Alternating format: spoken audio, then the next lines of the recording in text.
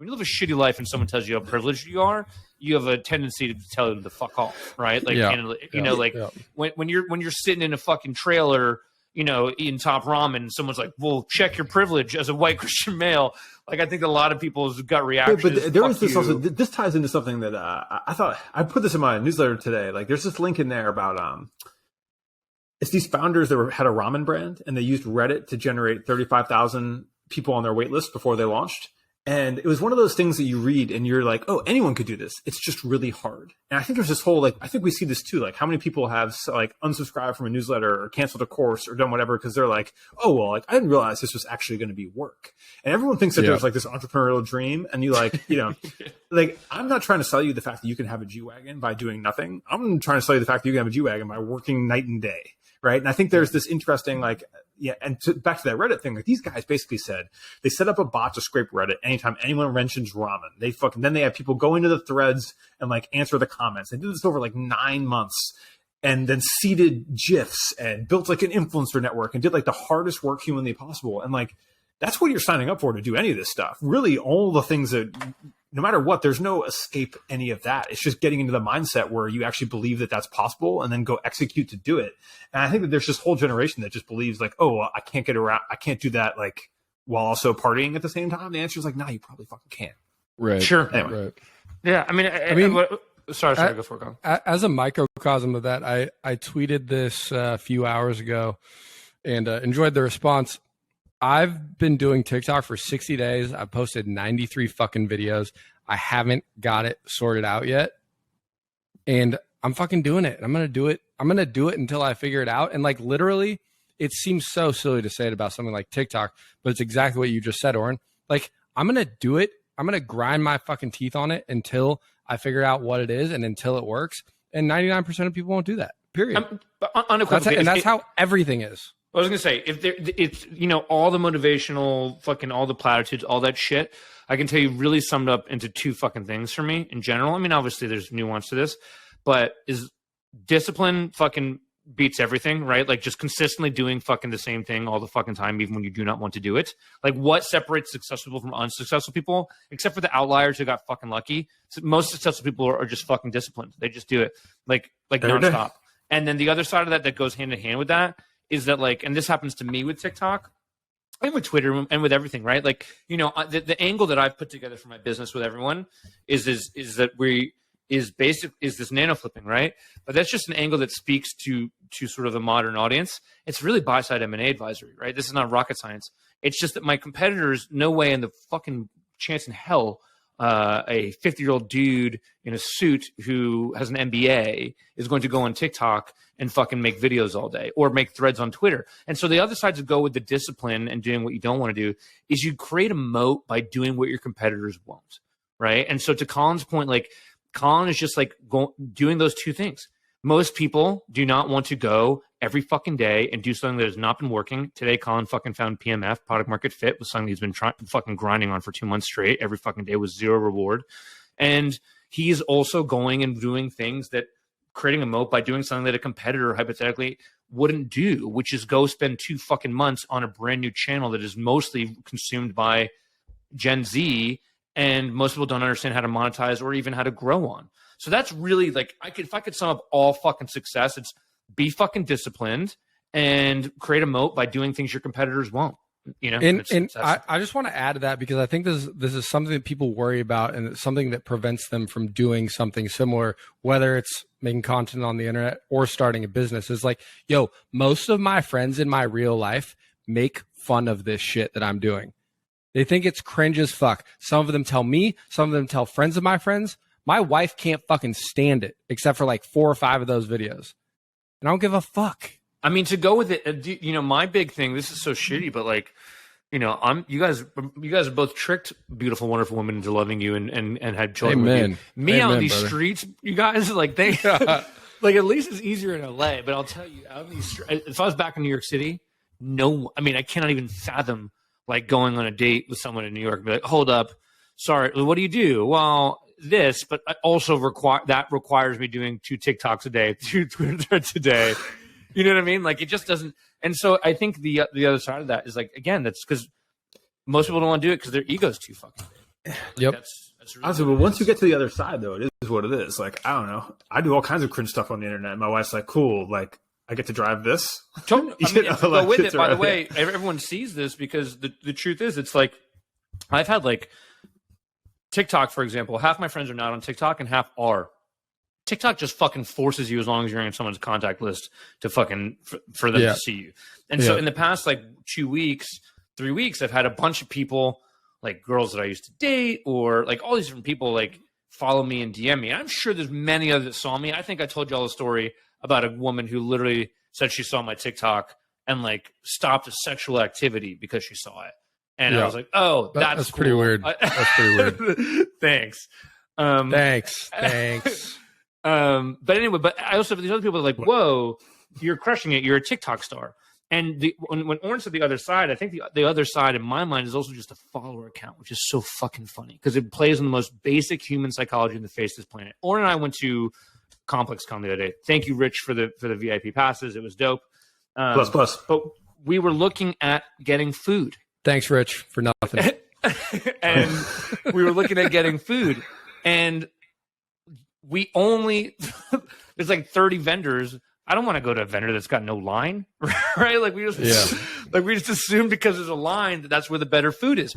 And so you have this weird and we did go to one without a line, and the food was trash. The food actually it's true. That fucking matcha was whack. That matcha cookie was garbage. You got a matcha cookie? Yeah, we There was both got still matcha options. cookie. Everything else had a line, and we're just not those guys. Like we gravitated towards it, but I'm not fucking waiting in it. Yeah, no. But my point is that like because I've got 10,000 followers on TikTok, I still have people that judge me. That's for sure. But I'm 100% positive that the level of judgment goes down. Like there's an inverse correlation with judgment and follower count, if that makes sense, right? Like the more followers you have, the less judgy people are going to be of you. Yeah. And to take this bigger than like doing videos on TikTok, like the same can be said about being an entrepreneur, which I think a lot of people scoff at, which is fucking crazy, by the way, right? But like nobody scoffs at the guy who clearly, or guy or gal who clearly has money and has been successful. And people will scoff all day at people that are grinding along and trying to figure it out and aren't rich and famous yet. And that's exactly what it takes. Deal with it. Fucking cowards. Well, I think part of it comes from I am saddened by, people always ask me what I do for a living. And I'm sure you guys get similar questions, like at least Oren, right? Who's more like me out of the corporate world a bit these days. And obviously Colin's got a bunch of projects in the fire, but you do have a corporate gig still. And so I always, the real answer is I'm an entrepreneur. And that's the honest, real answer.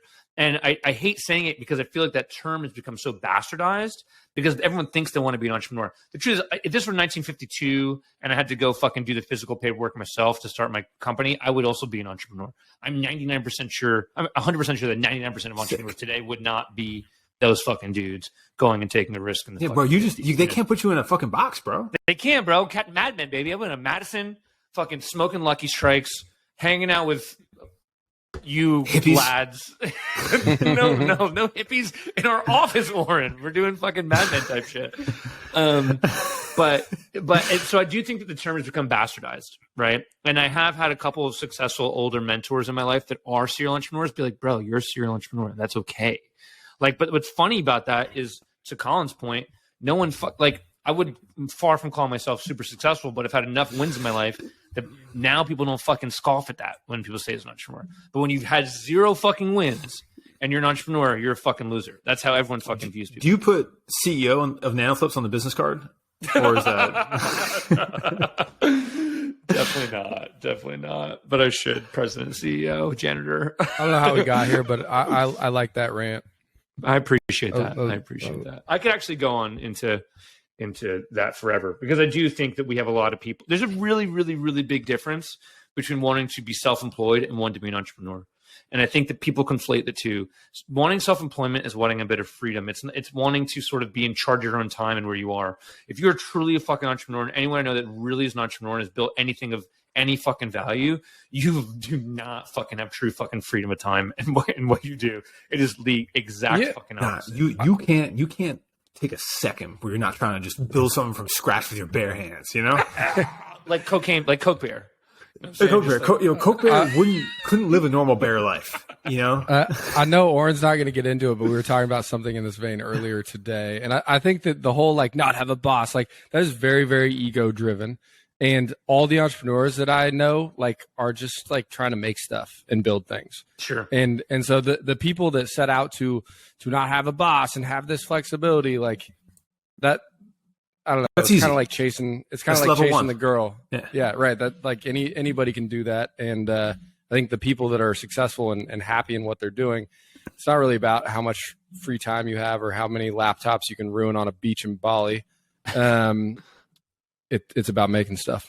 Yeah, agreed. And I think that most people, to Oren's point, that is level 1 shit. You want to be a fucking I'm not knocking freelance. Level 1 shit. That is some level 1 shit, right? But like the that's growing level pains, 1 gets you to level 2 straight up. Exactly. Yep. And you got to do all the steps. Amen. And again, like you can be, I know freelancers making $600K a year freelancing. I mean, I'm not knocking that, right? Like they're making more than people I know running fucking $10 million businesses, right? Like that are just on the thin margin, not paying themselves well.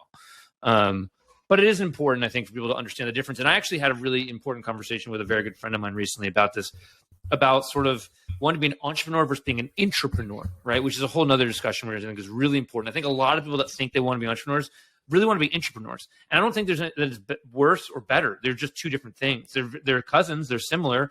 But, do you want to build something but also want a support system and all the capital there already for you and structure and team in place and people to help you? Cool. You probably want to be an intrapreneur.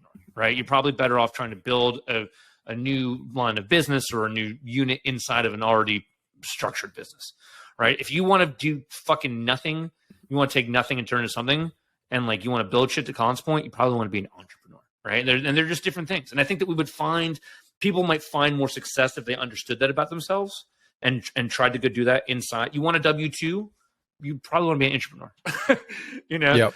And anyway, I think it's just important. So that's a rant I could do forever. I'll stop on that. Yeah, I think we're hitting pretty close to the end time.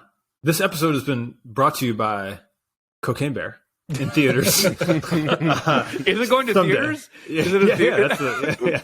Is it really? I mean, Who? I can't see how it wouldn't. Can I get fund this? That's got Netflix special written all over it. Is it really? An upcoming American thriller film produced by Elizabeth Banks. Oh, yo, bro, it's starring Kerry Russell. And it's produced by Elizabeth Banks. That's like a big actress. Yeah, it's a blonde woman. Yo, yeah. Kerry Russell's like a literal like Kerry a A-list actress. Yeah. Yo, you reading The Onion right now? Nah, bro, I'm reading fucking Wikipedia, bro. That's crazy. February 24th, Universal Pictures. That shit is definitely going to theaters. The gang is seeing it. Thank you for sponsoring the pod. We should all get together and go to that together. We get so popcorn. Down for that. I'm so fucking down. Can I give actually a little rant before we jump who off? plays the bear? Yeah. Go ahead. Who plays the bear? It just fits Is there a into what we're voice talking actor about. behind the bear? The bear just like That's talks who's his ass the bear, off? the protagonist or the antagonist? Who is the bear in this story?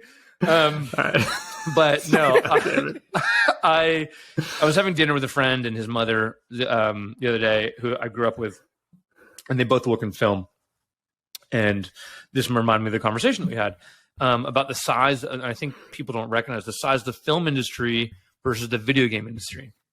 And I think that people think of video games as like this child's world that is not that big business and is on the come up and it's nascent and everyone's figuring it out still. And to give context, and I know because Avatar 2 just came out, right? It's about to come out. And so I think the stat that I read was that Avatar 2 has to become top 3 movies of all time for it to break even. For it to break even at all. Is Oh my God.